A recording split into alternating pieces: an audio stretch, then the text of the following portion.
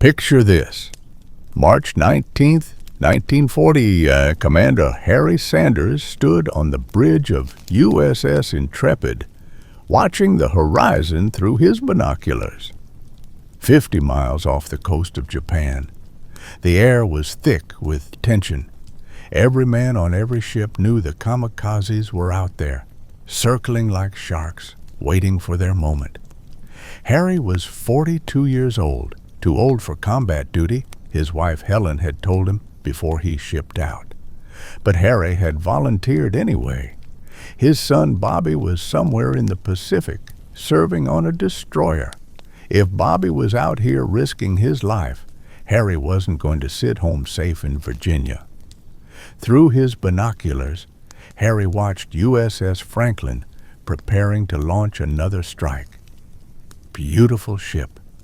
One of the big Essex-class carriers that were the pride of the Pacific Fleet.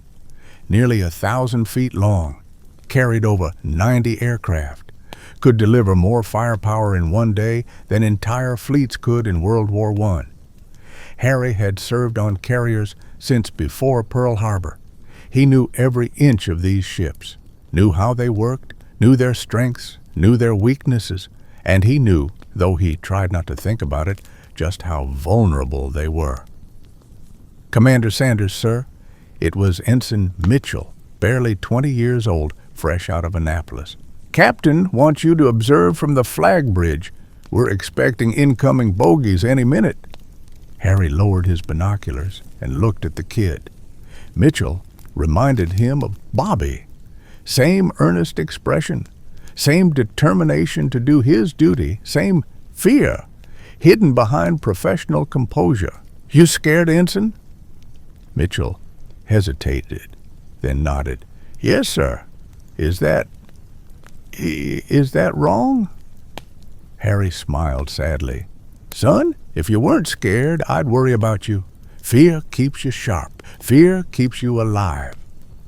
What Harry didn't say, what he couldn't say, was that he was terrified, not for himself, for all these boys, for Bobby wherever he was, for Mitchell standing next to him, for the 1,000 sailors on Franklin who had no idea what was about to happen.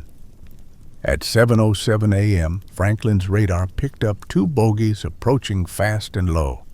Harry watched through his binoculars as combat air patrol vectored to intercept. But the bogies were too low, too fast. Before anyone could react, 2 Japanese dive bombers broke through the clouds and dove on Franklin. What happened next took exactly 3 seconds. 3 seconds that would haunt Harry Sanders for the rest of his life. The first bomb hit Franklin's flight deck and punched through into the hangar. The explosion was massive, a ball of orange fire that seemed to consume the entire forward section of the ship. The second bomb hit moments later, penetrating deeper, exploding near the crew quarters. Harry watched through his binoculars, frozen. He saw men on fire, jumping from the flight deck into the ocean. He saw the forward elevator, a massive piece of steel weighing 14 tons, blown 300 feet into the air by secondary explosions. He saw flames shooting from every opening in the ship. "Jesus Christ," Mitchell whispered beside him. "Jesus Christ, they're all dead."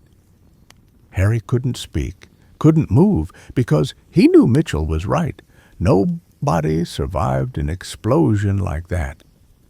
The fire was already spreading through the hangar. Armed aircraft were cooking off, their bombs and torpedoes detonating in cascading explosions. Black smoke poured from Franklin like blood from a mortal wound. Later, Harry would learn the numbers. 807 men killed, 487 wounded. Most of the dead were below decks when the bombs hit. They never had a chance. The hangar deck became an inferno. Fuel fires spread through passageways. Burning aviation gas poured down through bomb holes like liquid death. Franklin survived, barely. Captain Leslie Garris refused to abandon ship. and damage control teams fought fires for 3 hours. But the carrier never fought again. By the time she could be repaired, the war was over. That night, Harry couldn't sleep. He sat in his quarters, thinking about those 807 men. Somebody's son, somebody's father, somebody's Bobby. He wrote a letter to Helen. I saw something terrible today. A ship destroyed in seconds. Hundreds of boys dead before they even knew what hit them. I can't stop thinking about Bobby. Is this what war is? Just waiting for the moment when a bomb finds you? He never sent the letter. 2 weeks later, April the 1st, Easter Sunday, Harry was standing on Intrepid's bridge when the announcement came over the fleet radio. All ships, condition red, multiple incoming bogies, kamikazes inbound. The British Pacific Fleet was operating nearby. Task Force 15, 4 carriers, Indomitable, Victorious, Illustrious, and Indefatigable. Harry had met some of the British officers in port. Good men, professional, maybe a bit formal, but they knew their business. Captain Morrison, Intrepid's skipper, ordered the ship to general quarters. Harry grabbed his binoculars and headed for the flag bridge. Mitchell was already there, looking idle. Not again, Mitchell said. Please, God, not again. Harry put a hand on the young man's shoulder. Easy, son. We're ready this time. Cap is up, guns are manned. We'll be okay. But Harry was thinking about Franklin, about 807 dead, about how ready didn't mean anything when a kamikaze got through. Through his binoculars, Harry watched HMS Indefatigable about 3 miles away. The British carrier's flight deck was packed with aircraft preparing to launch. Seafires and corsairs crowded together, fuel lines pressurized, bombs loaded. Harry felt his stomach tighten, maximum vulnerability. If a kamikaze hit that deck, it would be Franklin all over again. Then he saw it. A Zero, silver in the morning sun, dive in out of the clouds at impossible speed, heading straight for Indefatigable. No, Harry whispered. Not again. Please, not again. The Zero hit the center of the flight deck at over 300 miles per hour. The explosion was massive. Harry saw the fireball, saw the black smoke, saw burning fuel splash across the crowded aircraft. Mitchell turned away, couldn't watch. How many this time, sir? How many dead? Harry couldn't answer. He just watched through his binoculars, waiting for the secondary explosions, waiting for the hangar to erupt, waiting for Indefatigable to turn into Franklin. But the secondary explosions never came. The fire burned on the flight deck, but it didn't spread.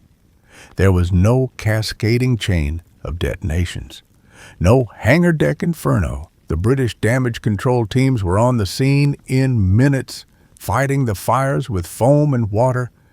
Harry frowned. Something was wrong, or rather, something was right. But how? 30 minutes passed. Mitchell kept stealing glances at Harry, confused. Sir, why isn't she burning?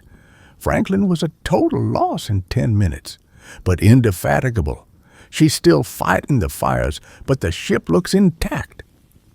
Harry raised his binoculars again.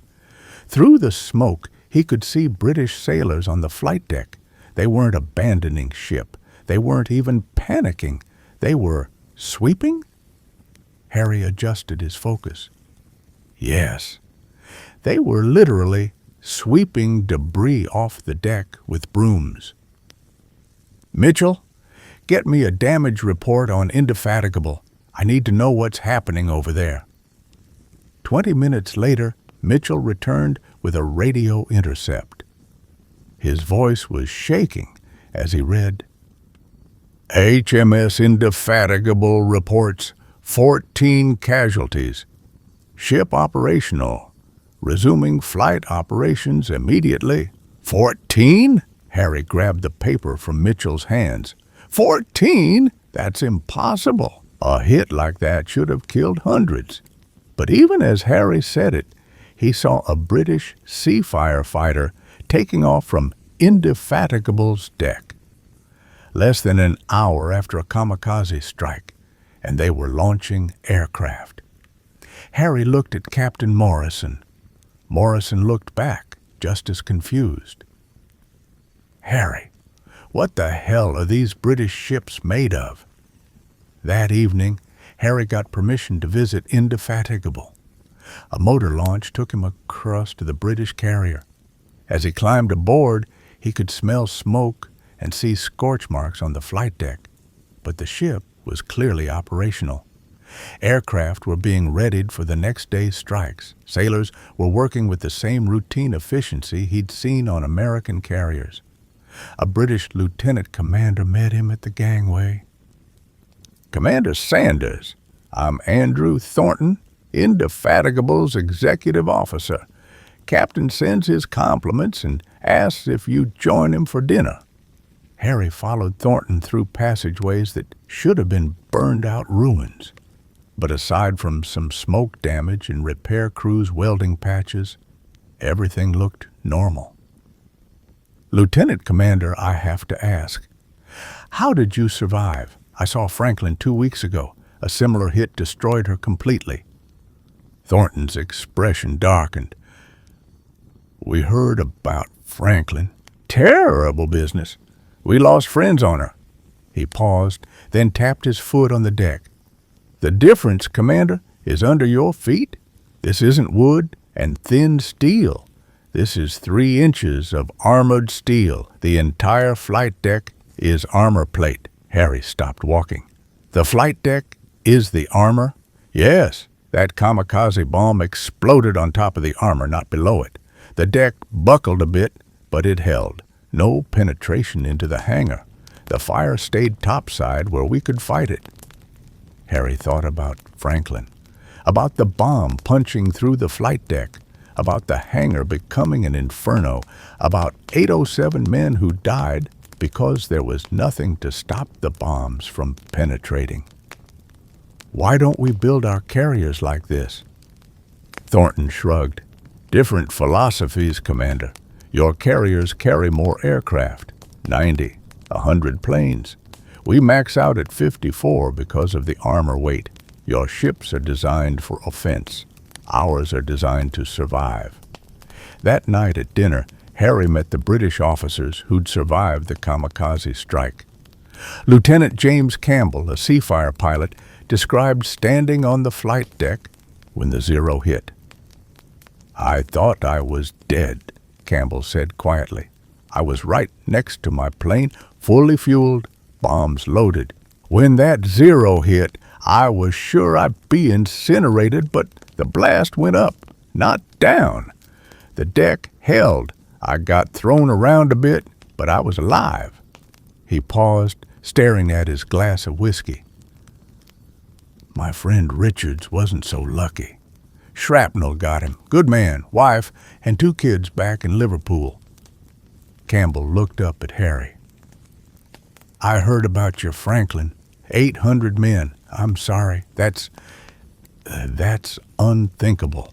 Harry couldn't meet his eyes. 14 of your men died today. That's 14 too many." "Yes," Campbell agreed, "but it should have been hundreds. The armor saved us. And I know that sounds like I'm boasting, but I'm not. I'm just grateful, and I'm angry it took so long for anyone to think of putting armor on flight decks." The British captain, an older man named Wainwright, refilled Harry's glass. "Commander Sanders, may I speak candidly, please? Your carriers are magnificent. They carry twice our air power. They've won this war. The Pacific is being liberated by American carriers, delivering American planes flown by American boys. We're just the supporting act." Harry started to protest, but Wainwright held up his hand. "But your carriers are too vulnerable. One hit and you lose hundreds of men. One hit and the ship is out of action for months. We survive hits because we plan to survive hits. Your doctrine assumes you'll never get hit, and kamikazes are proving that assumption wrong. Harry knew Wainwright was right. American doctrine had always been offensive. Strike first, strike hard, sink the enemy before they could strike back. But kamikazes didn't follow any doctrine. They didn't care about defensive tactics or proper engagement ranges. They just flew straight at you and exploded. "What do I tell my Navy?" Harry asked. "What do I tell the families of 807 men who died because we didn't put armor on our flight decks?" Wainwright was quiet for a long moment. "You tell them their sons and husbands died fighting. You tell them they died as bravely as any man who ever wore a uniform, and you tell them we're going to learn from their sacrifice." Harry returned to Intrepid, thinking about armor, thinking about Franklin, thinking about 14 British dead versus 807 American dead. The numbers haunted him. 4 days later, May 4th, Harry was on Intrepid's bridge when the call came again. Kamikazes inbound. This time, they were targeting HMS Formidable, another British armored carrier operating with Task Force 50. Harry watched through his binoculars as a zero dove on Formidable. Another perfect hit. Another massive explosion. Harry braced himself for the disaster, but again, nothing. The fire burned topside. Damage control teams attacked it. Within hours, Formidable was launching aircraft again. Captain Morrison stood next to Harry, shaking his head in disbelief. "If we took that hit, we'd be heading back to Pearl. The British just sweep up and keep fighting." 5 days later, May 9th, another kamikaze hit Formidable. Harry couldn't even watch this time. He was exhausted from the constant attacks, from the constant fear, from watching ships burn and men die. Mitchell found him in his quarters an hour after the attack. "Sir, you need to see this." "See what, Ensign?" "Formidable. She's launching aircraft. 48 minutes after the hit, she's operational." Harry followed Mitchell to the bridge. Through his binoculars, he could see Formidable's flight deck. Crews were working, aircraft were taxiing, the carrier was fighting. That's when Harry heard Captain Morrison say it. Morrison was talking to another officer, frustrated, admired, almost angry. "When a kamikaze hits a U.S. carrier, it's 6 months of repair at Pearl Harbor.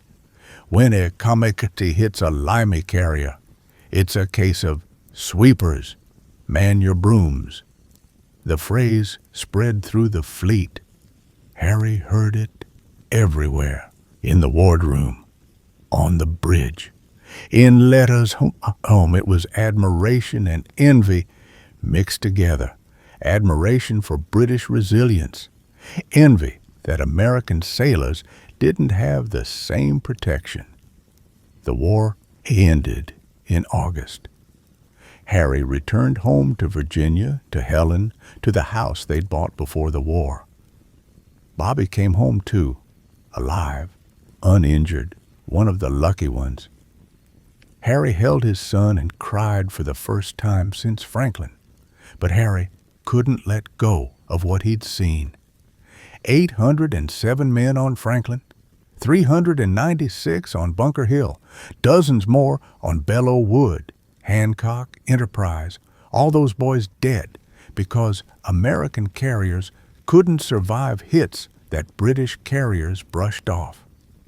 Harry wrote a report, 30 pages documenting what he'd witnessed, the kamikaze strikes on Indefatigable and Formidable, the armored flight decks, the survival rates, the difference between British and American design philosophies. He submitted the report to the Bureau of Ships. He wrote letters to admirals. He testified before a congressional committee. And he kept asking the same question. Why didn't we protect our sailors? The answers weren't satisfying. American carriers were designed for offense, not defense. Armor was heavy. Heavy meant fewer aircraft. Fewer aircraft meant less offensive power. The assumption had always been that American carriers would never be in a position where they had to absorb kamikaze hits. But they had been in that position, and 407 American sailors had died from kamikaze attacks during the war. Harry never blamed the engineers or the admirals. They'd made the best decisions they could with the information they had. Nobody had predicted kamikazes. Nobody had imagined an enemy so desperate they'd turn their pilots into guided missiles. But Harry couldn't stop thinking about Lieutenant Campbell on Indefatigable. Campbell should have died. His plane was fully fueled, fully armed, right next to the impact point. But 3 inches of steel had saved his life. How many American boys would still be alive if we'd put 3 inches of steel under their feet? In 1952, Harry attended a Navy reunion in Washington. Old carrier officers, swapping stories, honoring the dead, celebrating the victory. Harry found himself talking to a young lieutenant commander who'd never seen combat, who was helping design the new Forrestal-class supercarriers. "Commander Sanders," the young officer said, "I read your report on British armored carriers. Changed my thinking. We're incorporating armored sections into the new design. Not the whole flight deck, weight limitations, but critical areas.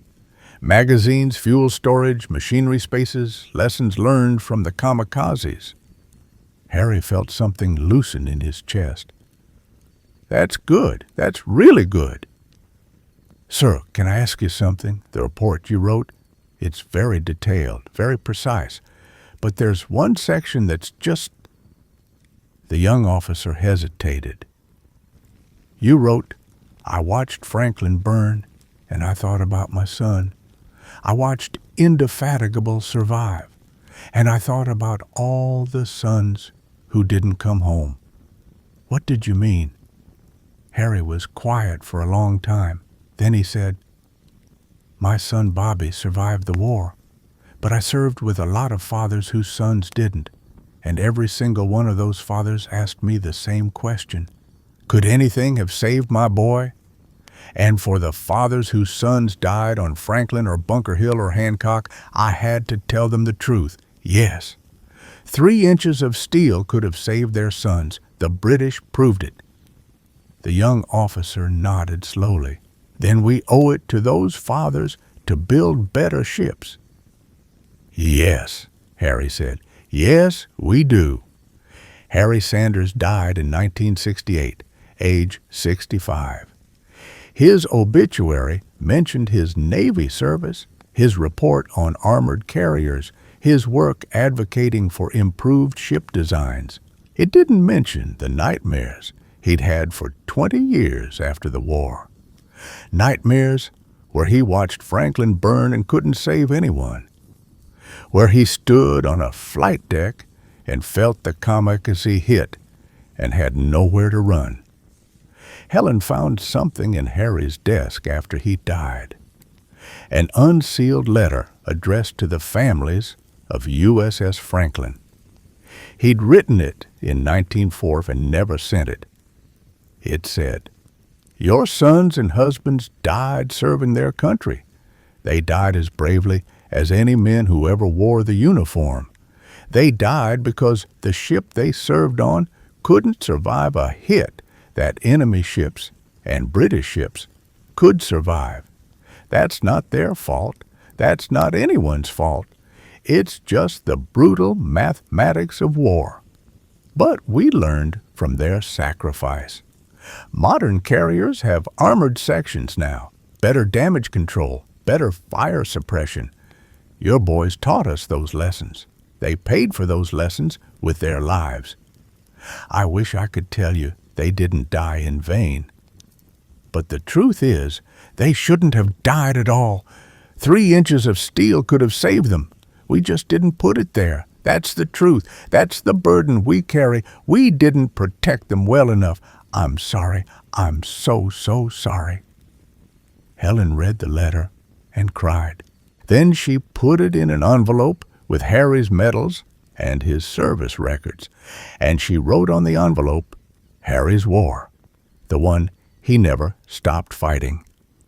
Bobby Sanders is 97 years old now, lives in Florida with his daughter. Sometimes reporters call asking about his father, asking about the report on armored carriers, asking if Harry was a hero. Bobby always says the same thing. My dad wasn't a hero. He was just a man who saw something terrible and tried to make sure it never happened again. He couldn't save the boys on Franklin, but maybe his report saved boys on later ships. Maybe that's enough. Is it enough? I don't know. 807 men died on Franklin, 14 died on Indefatigable. Both ships took similar hits. Both crews fought with the same courage. The difference was 3 inches of steel. This April 1st will mark the 80th anniversary of that kamikaze strike on Indefatigable. Most of the men who served on that ship are gone now. James Campbell died in 2003, age 84. At his funeral, his grandson read from Campbell's diary, I survived because British engineers put armor under my feet. American boys died because their engineers didn't. Both of us were brave, both of us fought. But I came home and they didn't. That's not fair. That's just the way it was. War isn't fair. We know that. But we owe something to the men who fight. We owe them the best ships, the best training, the best protection we can give them. We owe them our best thinking, not our assumptions.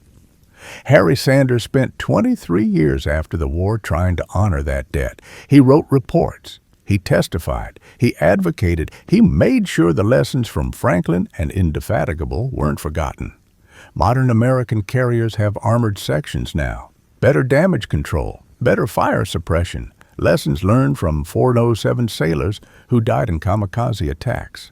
Those lessons cost 47 lives. We can't bring those men back, but we can remember why they died. We can learn from their deaths. We can build better ships because of their sacrifice. If you served in the Navy, you understand. The ship you serve on can mean everything. Design decisions made by engineers you never met can save your life or end it. Harry Sanders understood that. He watched Franklin burn. He watched Indefatigable survive. And he spent the rest of his life asking, why didn't we protect our boys? That's the question that matters. Not which design was better, not which Navy was smarter, just did we protect our boys? For the 807 men who died on Franklin, the answer is no. We didn't protect them well enough. 3 inches of steel could have saved them. We just didn't put it there. That's the lesson. That's what Harry Sanders tried to teach us. That's what we owe to every sailor who ever served. Share this story. Tell people about Commander Harry Sanders. Tell people about the 807 men who died on Franklin. Tell people about the 14 men who died on Indefatigable. Tell people that design matters. Protection matters. That 3 inches of steel can mean the difference between 807 dead and 14 dead. And if you're a veteran, thank you. Thank you for serving on ships that men like Harry Sanders tried to make safer. Thank you for trusting engineers and designers and builders to protect you. Thank you for your service. Remember Franklin. Remember Indefatigable. Remember Harry Sanders. Remember that we owe our sailors the best protection we can give them. That's the lesson. That's the story. That's what matters.